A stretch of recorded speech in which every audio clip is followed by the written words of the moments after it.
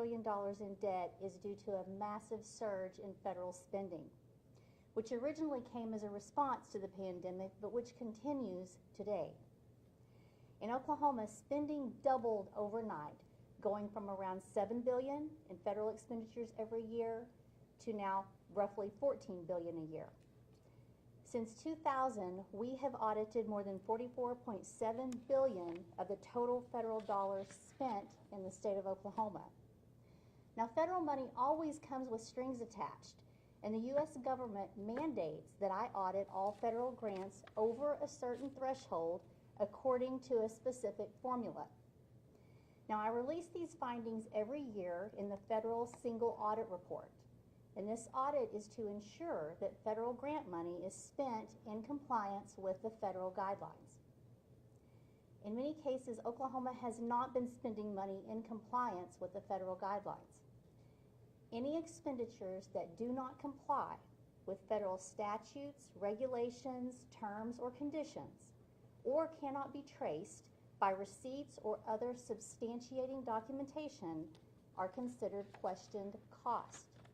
Now, the reason why this is so important is the federal government can demand a refund from the state of Oklahoma for every dollar of questioned cost. For expenditures dating to the fiscal year 2023, questioned costs totaled $93.4 million. Just to put this in perspective, before the pandemic, Oklahoma's question costs routinely averaged around $5 million per year. After the pandemic, the average has been closer to around $30 million per year.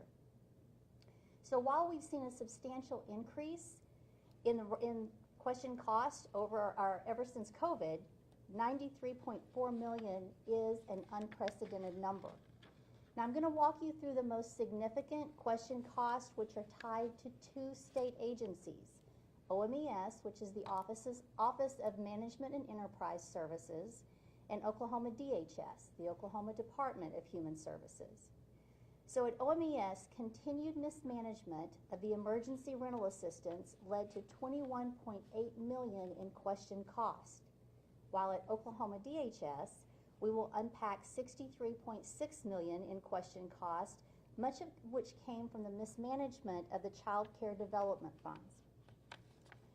Now, with regard to OMES's question cost, the feds are now taking steps to hold Oklahoma accountable.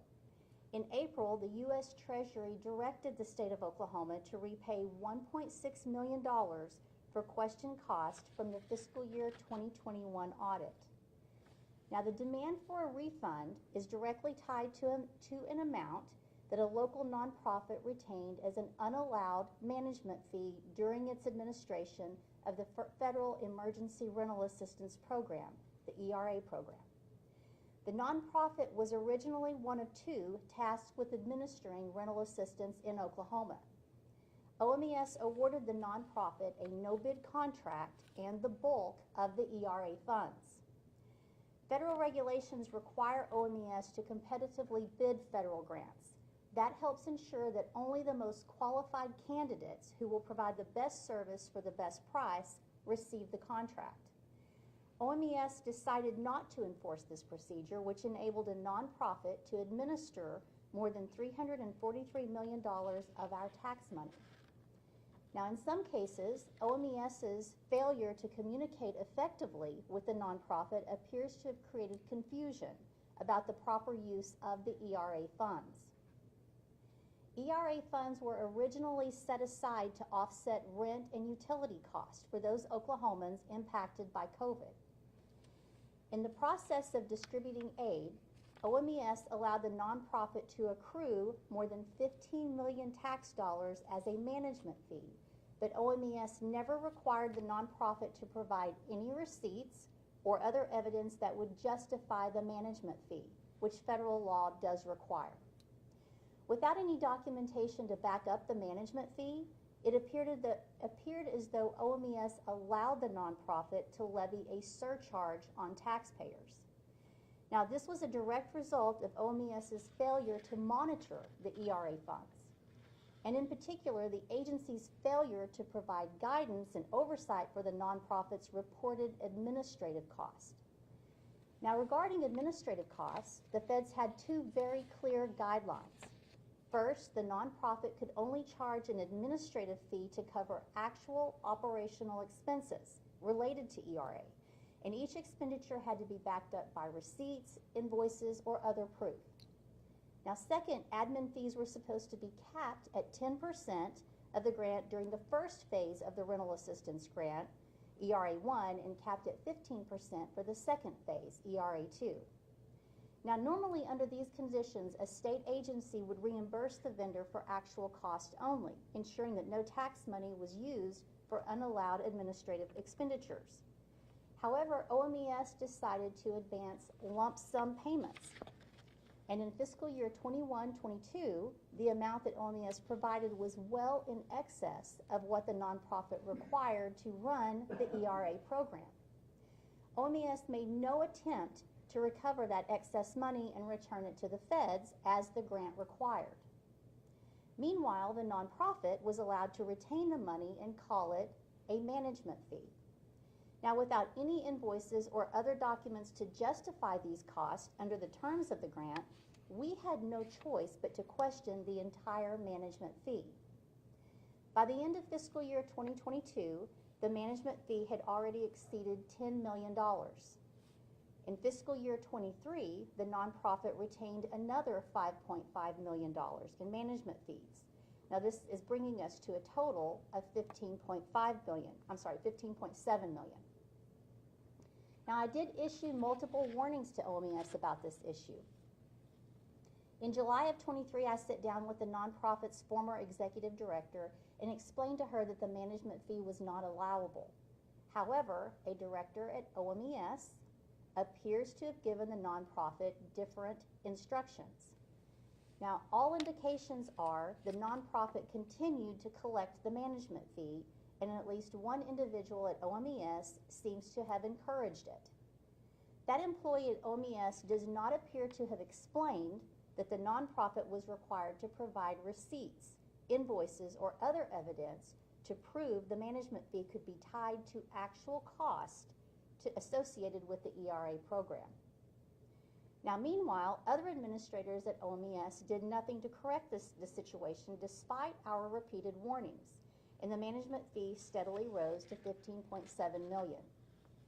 Now, given that the feds have asked for $1.6 million, which corresponds to the amount of the management fees collected in 2021, it stands to reason that they will eventually demand reimbursement for the entire management fee. I will say this, I've been in communication with the nonprofit, and its current and former directors are willing to cooperate with my office as well as OMES on behalf of the taxpayers. As of a couple of days ago, the nonprofit told us that it has begun to review its accounts from previous years. And the nonprofit is searching for receipts, invoices, or other documents that may help justify some of the management fees. While our reported question cost for state fiscal year 23 had been submitted to the federal government, we will have to wait to see how the federal government will respond.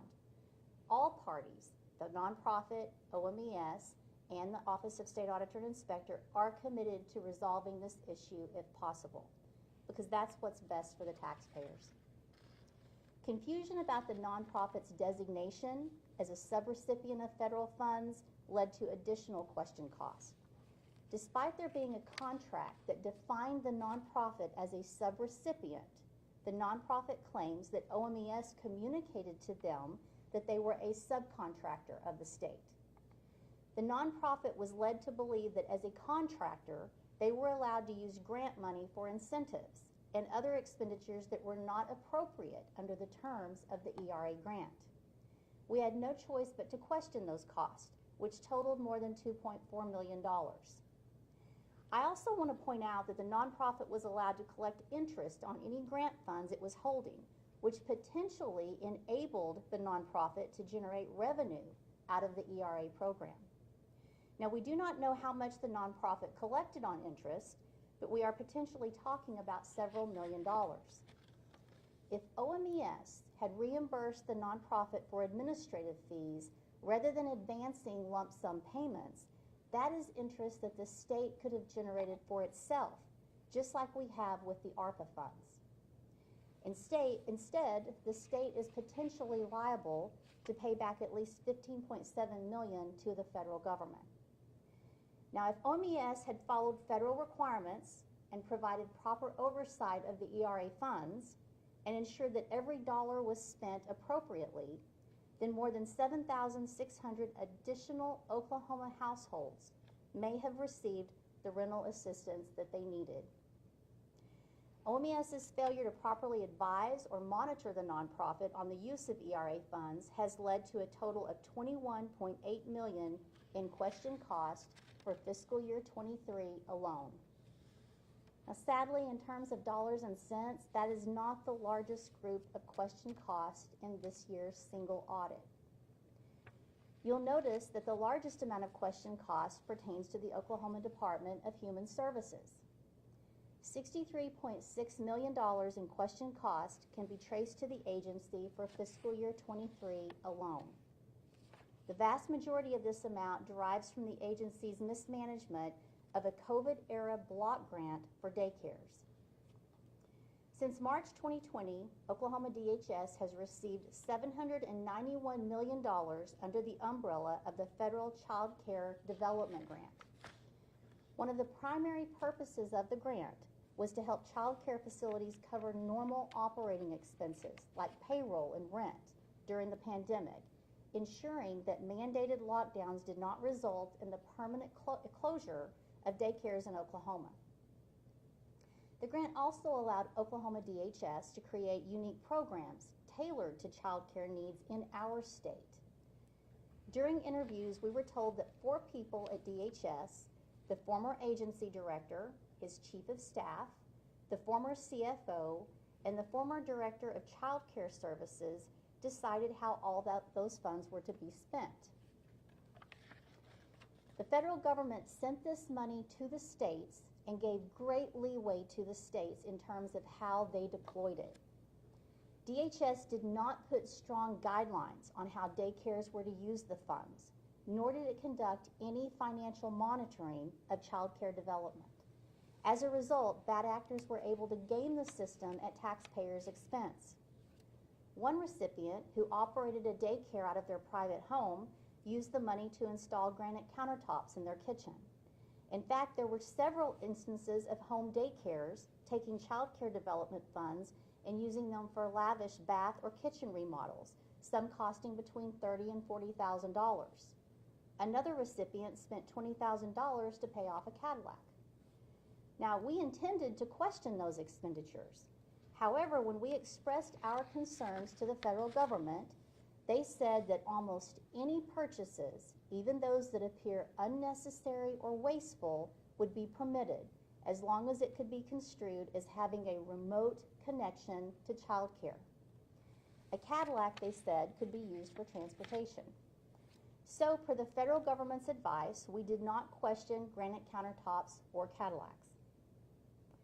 There's no better example of DHS's financial mismanagement of child care development than the Child Care Desert Grant Program, an initiative meant to expand access to child care in counties that could not meet the demand.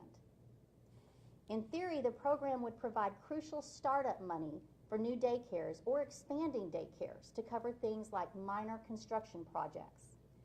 Now, in practice, a child care facility could get up to $5,000 per child as a lump sum payment based on their potential capacity for enrollment.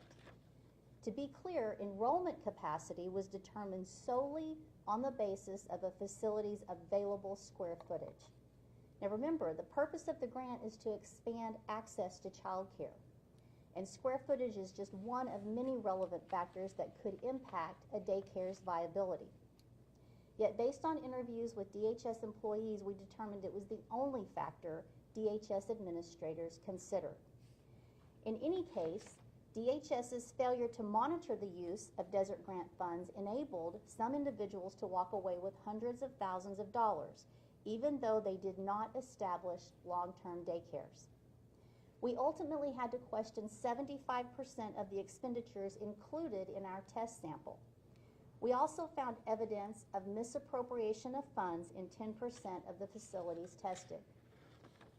The single largest distribution of Desert Grant funds was to one of the co-founders of a local curriculum company. To maintain anonymity with regard to an ongoing investigation, I will refer to this individual as applicant number 1.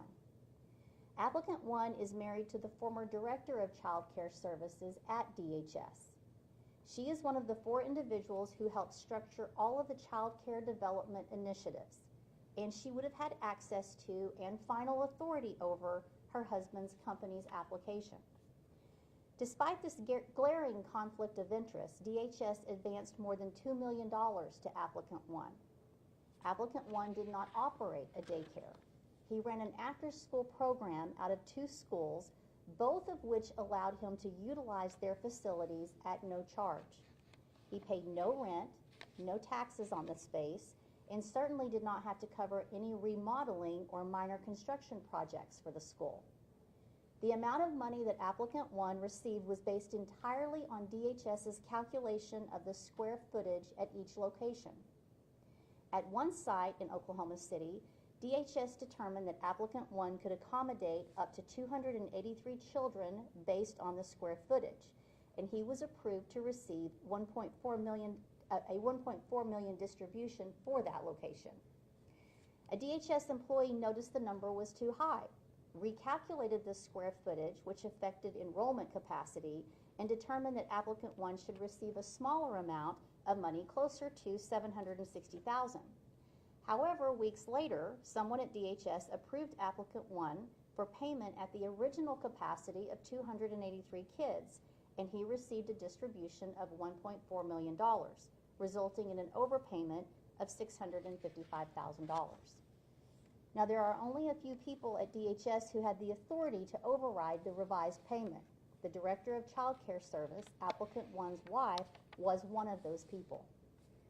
Furthermore, there's strong evidence that applicant 1's program was not set up to serve anywhere near 238 children. According to DHS's safety checks at the Oklahoma City location, on any given day, only 10 to 12 students attended applicant 1's after-school program. DHS reported similar numbers for the Norman location. Applicant 1 paid a staff of roughly 10 employees for child care and operations. He also included himself and other co-founders of his curriculum company on the payroll. Some of applicant 1's employees clocked 30 to 40 hours per week working for an after-school program. And as of February of 2025, applicant 1 had spent around $1.3 million of the $2 million he had originally received. The school received no portion of the funds. And according to the report applicant 1 submitted to my auditors, 93% of the program's total expenditures went to payroll and administrative costs, both of which are not allowed under the terms of the Desert Grant. Of that $1.3 million total expenditures, the 3 founders of the curriculum company split more than $815,000 amongst themselves. 60% of the after-school program's expenditures went to the co-founders. Now, if we break it down by gross pay, the 3 co-founders of applicant 1's curriculum company each took more than $270,000 taxpayer dollars over 2 school years. By the way, in an interview, applicant 1 also clarified that the after-school programs will not continue once Desert Grant funds run out. Now, by the terms of the grant, applicant 1 did not qualify for these funds, which had been set aside for daycares, sincerely struggling to serve as many families as possible and fill a critical shortage in the communities. To his credit, the current director of DHS has asked me for an investigative audit on this situation. However, the former director of DHS and his team seem to have made no attempt to provide any oversight that would protect taxpayer dollars. Despite the state spending $43 million taxpayer dollars on the Child Care Desert program in fiscal year 23, enrollment capacity in desert counties increased by less than 2% from 2023 to 2024. That's according to DHS's own 2024 annual report. Here are the numbers as reported by DHS. In 2023, there were 2,318 child care facilities in desert counties. and in 2024, there were 2,304. That's a net decrease of 14 child care locations in desert counties. In 2023, there was an overall enrollment capacity of 95,909 spots in desert counties, while in 2024, there was a capacity of 97,755. That's an increase of less than 2%. As of 2024, 27 of 34 desert counties saw either a decrease or no change in the number of facilities available, the total enrollment capacity, or both. Our test sample revealed a similar pattern, and at least 20 desert grant recipients have permanently closed their doors. That alone amounts to $2 million that did not support the expansion of child care in desert counties. Now, at the end of the day, DHS did not provide the oversight needed to ensure that grant funds had a maximum impact across the state. Unfortunately, the Child Care Desert Program is not the only missed opportunity we uncovered within the purview of child care development funds. DHS handed out more than $27.1 million to child care facilities that applied for a new rating under its revised Quality Rating and Improvement System, QRIS, which is nicknamed STARS. The handout was theoretically an incentive to improve quality of care, and DHS gave anywhere from $2,500 for a one-star daycare to $15,000 for a five-star facility. In every case, they simply awarded a child care provider based on the number of stars that the provider had requested in the application. Now, it's important to note that the number of stars a daycare has affects the amount of federal subsidies they receive per child. Based on interviews with DHS employees, we learned that there had been no site visits, no rigorous evaluation of credentials, and few safeguards for taxpayer money. Some facilities were elevated to 5 stars even though they had a track record of less than perfect assessments from previous years. Furthermore, DHS waived follow-up evaluations for the subsequent year. That means the daycares could maintain the same 5-star rating and collect normal federal subsidies at a higher rate without undergoing a proper review of eligibility. Now, to be clear, it would have been impossible for most daycares to implement all the changes necessary to maintain their new rating long-term within the time allocated. To do so, daycares would have had to have obtained national accreditation, itself a costly investment, and hire licensed instructors as well as individuals with master's degrees. Very few recipients were in a position to meet these criteria within a year's time. Now, it's unclear whether DHS understood just how difficult it would be for some recipients to make these changes. Nonetheless, once DHS began conducting inspections again, many facilities lost their 5-star ratings. Some were bumped even lower. That means those daycares will receive a lower subsidy rate going forward. And many say they cannot keep their doors open unless their current level of funding continues. That means those daycares became dependent on government money that they should never have received in the first place. And now their business is in danger of folding, partly because DHS administrators did not provide proper guidance and communication about what was expected going forward. Furthermore, the STARS program cast doubt on the reliability of DHS daycare ratings. That's unfair to facilities that meet all of the requirements. But perhaps more importantly, it's a huge disservice to parents who rely on DHS to evaluate daycares accurately and hold them to high standards. The whole reason we have these rating systems is so that parents can accurately evaluate daycares when they are searching for daycares.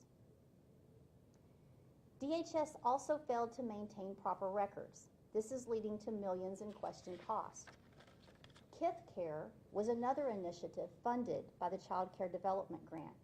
It aimed to supplement child care options for certain working family groups. Under this program, qualifying parents could use DHS funds to pay for close relatives for babysitting. However, DHS did not maintain all the records necessary to verify that recipients were eligible. DHS never obtained sufficient evidence to determine that caretakers had actually provided services, and this led to more than $12.3 million in questioned cost for KIF care. Now that's in addition to the $11.9 million in questioned cost associated with the Child Care Desert Program and the $27.1 million for STARS. We found similar record-keeping issues outside of DHS child care services. For instance, with TANF, Temporary Assistance for Needy Families Program, otherwise known as welfare, DHS was not able to provide the necessary documents to justify more than $10 million in payments. The categories shown on the screen account for the bulk of Oklahoma DHS's total question cost, $63.6 million. Now, I do want to emphasize that we have new leadership at both DHS and OMES. The new directors at both agencies are taking proactive steps to clean up the mess that they were left with, and I believe that things are headed in the right direction. However, that doesn't change the fact that the decisions of former leadership at DHS and OMES have left the state in an uncertain position. I've said this before, but the federal government can hold the state responsible for any question cost reported. And we don't know what cost, if any, they may request a refund for. Furthermore, the feds are several years behind in reviewing audits, which is why they've only just begun to request repayment for question cost from 4 years ago. One thing is clear for now. Question costs are continuing to accumulate year after year after year. We've reported more than $186 million of question costs in the audits completed since the COVID era began. That's $186 million worth of expenditures that do not comply with federal terms and conditions or lack receipts or other documentation.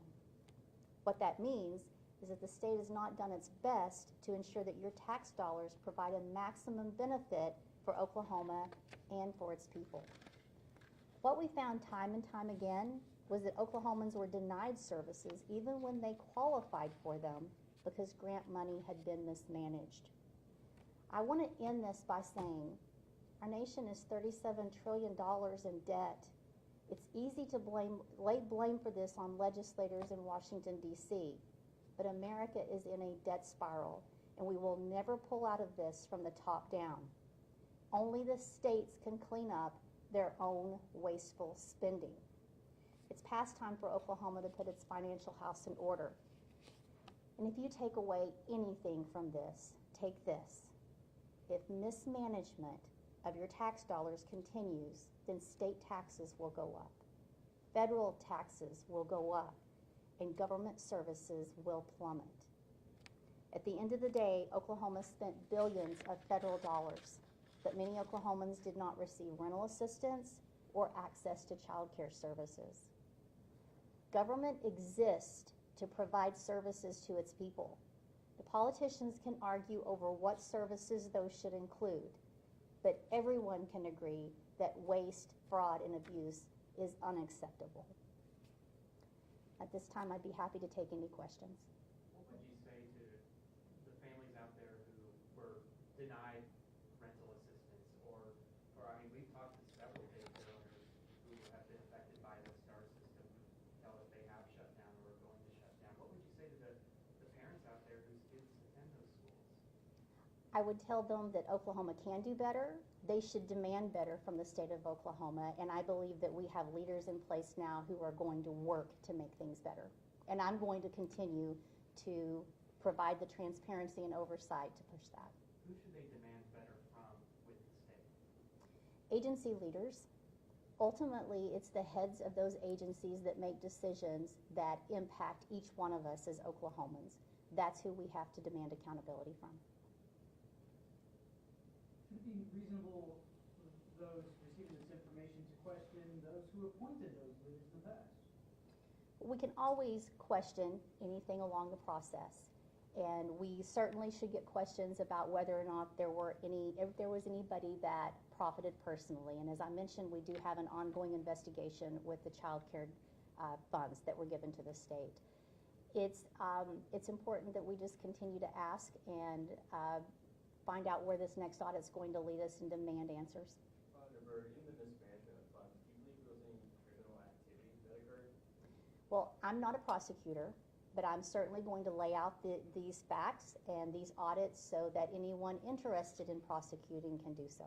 Is the ongoing investigation also why we're not naming the nonprofits? Well, if you look back, I named the nonprofit in the last 2 years. But the point I want you to take is this is a government problem. Nonprofits have their own problem. And the last 2 years, as I was reporting on this management fee, it seemed to get lost. We've got to clean up the government problems and start taking care of things immediately so that we can do better for our citizens. Seems like in my time working in the state the past few years, you've got so many audits with findings of people who are relatives or family members of someone in a position of power with a state agency, having at least the appearance of getting some sort of favoritism or some sort of kickback. Is this alarming? Are we seeing this more than we used to? There is an uptick in the issues that I've been reporting. I don't think that the previous auditors had this many issues that they had to bring to light. But this is a good time to point out exactly what my authority is. My authority is to be an investigative and reporting agency. I provide the transparency and oversight. But it's time for someone to provide the accountability, and we're going to have to lean on other agencies to provide that. How much of the problem do you think might be rooted in the fact that this all started during a national emergency, the pandemic, and the federal government was more or less rushing money to the states and without a whole lot of guidance? That's part A. And then part B, do you know if other states have similar situations as Oklahoma as far as maybe the federal government demanding money to come back? So both of those are good questions. And whenever you talk about the federal government rushing money out to states, there is the trust when the federal government provides these funds to a state that the state has the infrastructure in place to take care of these funds. So even though the money was rushed out, they were dependent upon states to make sure these funds were used in accordance with compliance requirements that have been there, the staple of federal grant management for decades. Even though there was a lot of money rushed out and it was a time of a pandemic, there was a lot of grace given. And so there was some relaxing of some of the requirements, but at the end of the day, these dollars meant for a specific purpose didn't even meet the mark. And that's what we're reporting here. And I'm sorry, please remind me of the second question. Other states that might have the same kind of situation. I think there have been other states that have had question cost. I'm not sure they've risen to the level of what we've reported here. When it comes to question costs and the federal government asking for a refund for that, where does that, when Oklahoma is not able to pay that back, where does that come from? Is it Oklahoma's general revenue, or does the legislature have to find that money somewhere? When Oklahoma takes money from the federal government, they are 100% responsible to make sure that those funds are spent properly, and they have very strict requirements for monitoring whoever they pass those funds on to. The federal government will take that money back from the state of Oklahoma, and then it will be up to the state of Oklahoma to recoup those funds. This was a report for fiscal year 23, correct? Mm-hmm. It's now fiscal year 26.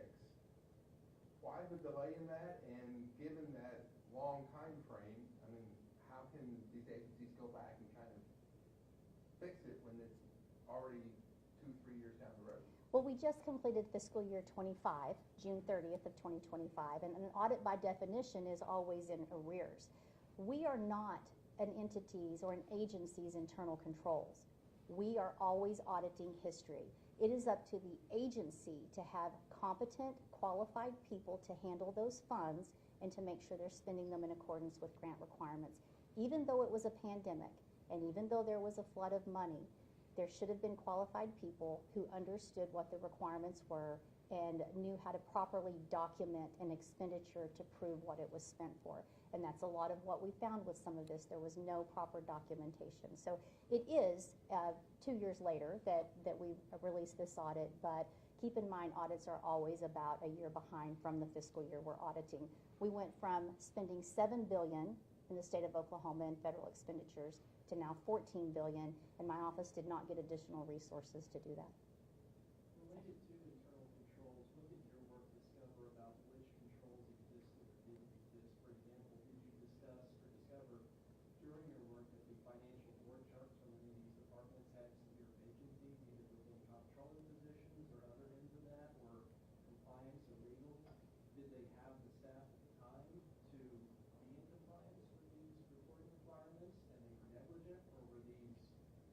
for the staff not even there to monitor any existence of internal controls that you just suggested? We've had multiple internal control deficiencies reported over many years.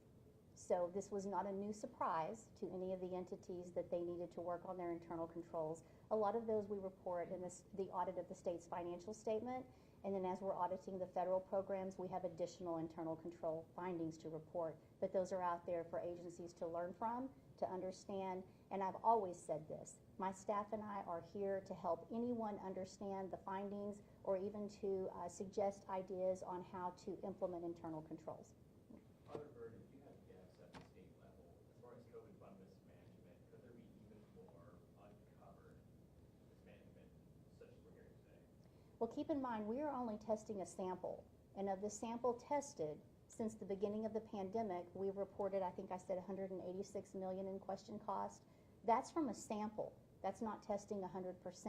So to answer your question about could there be more, absolutely.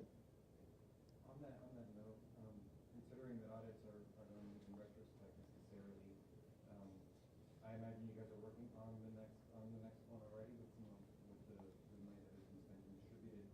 Where is this headed as far as a trajectory? Any insight on going forward, what the next federal fiscal audit might produce as far as the money that's been questioned? Well, we are concerned about the trajectory, which is why we put those numbers on the board. I can only hope that next year will be better as we release these findings and try to help agencies understand what is required in an audit. I can't speculate about what the next year's audit is going to reveal because we're not there yet. I know this may seem like an obvious question, but with audits, with all the numbers, for a lot of people out there, sometimes they can get lost in the weeds and all the details on this. But for just the average person at home who's hearing this and wondering, why should I care about this? Why does this matter? What would you say to them? A person sitting at home listening to this presentation should care about this. Every dollar that's spent is a tax dollar, and it is spent to deliver services to the people. And I've just presented 2 agencies where the tax dollars that they spent did not deliver services, and some people did without. That's where it's so important that the taxpayers demand more.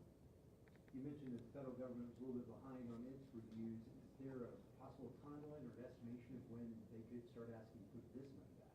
Well, the 1.6 million has already been requested back. And that happened a couple of months ago, so it only stands to reason that now that they're aware of the problem, they could get on this immediately. But I can't speculate for the federal government and what their timeline is or how they're conducting business. You said that you're not a prosecutor, you'd be up to someone else to decide about criminal charges. Would that be a state charge or a federal, or could it possibly be either one? I think it could be both, depending on who decided to proceed with any prosecution. But again, that's for an attorney to decide. We're just reporting the facts from the audit. Have you been in contact with any, such as the AG's office or county or federal offices? No, this audit is being released right now. It's by the way, if you want to read it, it's going to be on our website.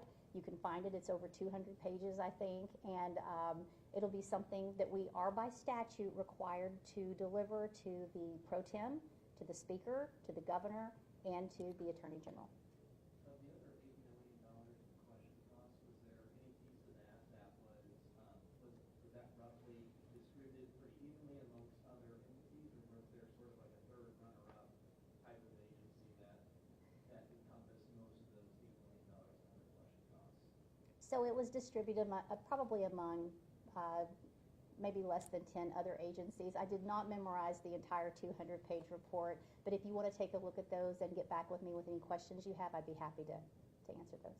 You went through 2 agencies in this presentation, but are there other agencies that have question costs that were alarming as well? These are the 2 that had the biggest findings. Any findings found in other agencies were dwarfed by these 2 issues that we reported.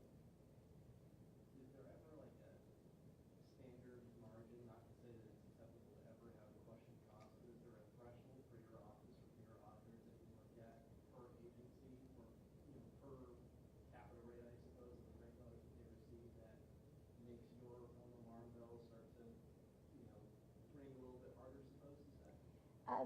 You know, it's hard to speculate. As an auditor, I don't like any dollar misspent or not documented, but there are some things, and you'll see that in the minor findings that we report, that you're always going to expect some, because no one's perfect. And there's always this learning curve where you're training new people. Pre-COVID, we were reporting around $5 million a year in question cost. This year, we're at $93 million. I would just leave it at, I'm alarmed by this number, and we need to do better. When it comes to the current leadership of these different agencies, you said they're working with you to try and find the proper documentation, like receipts, to kind of verify these question costs. If they're able to do that, is there a chance that the federal government doesn't request a refund, or is it too late at this point? So are you speaking specifically about the nonprofit issue? That's the one where I mentioned that they were working. So there's always hope. The answer is always no if you don't ask. And I think that we need to be asking and trying to document something, because if we're paying money back, I mean, that's your tax dollars. So there's always the potential that maybe they could give some grace. But again, the management fee was just something that was taken. I don't know how much documentation anyone's going to be able to find for that. You say with post-pandemic, the amount of money doubled, right? But the personnel and resources you had to audit that did not change.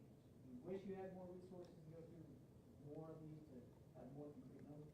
Well, as a conservative, I don't like to grow government, but it's clear that whenever you double the work, you're going to need additional resources. We do need more auditors in the office. We don't have enough to even fulfill all of our statutory responsibilities right now, because there's this deadline with the federal government, and they want these audits. And if we don't have the state's financial statement audit turned in a timely manner, we risk losing federal funds, and our bond rating can be at risk. If we don't have the federal audit turned in an acceptable time frame, then we could risk not being able to continue to receive federal grants. So those are always going to be our top 2 priorities in the office, and then we work in the other audits as best we can. Can you just say what the total of the question costs were on the presentation that you made again? Yes, it was, and Jonathan, if you could bring that slide up, it was 90, I believe so, yes. Let's bring that back up so you can see that, 93.4 million. No, that's for the 2 agencies, 63.6 million for DHS, 21.8 for OMES, and the total combined of the other was around 8 million. And that's just for FY23, right? That is correct. That's in addition to 22 and 21? Yes, this is just for 1 year. Just wanted to clear. Thank you. I imagine in the full report that you said will be available online, the agencies listed in others will be there as well? Absolutely, it's a comprehensive report of all agencies, and we are working to put out a summary, an executive summary that goes along with this. We just felt like we needed to get the audit out to meet our deadlines, and that should come out maybe tomorrow or the next day, and it will go over all of these things in depth, where you don't have to read the 200-page report. Maybe you can get it in 10. Okay, any other questions? Will you have this on your website by chance? This slideshow? I can send that slide. We're working on that. I don't have it right this minute. I can try to get that very quickly. We don't wait when an audit's done. When it's done, we're ready to get it out and get the information out and get on to our next audit. So we didn't want to wait or delay just to get a summary together. So. Okay, well, thank you all for coming to hear about this. And if you have any additional questions, you are welcome to reach out to us. We'll help you with anything you need.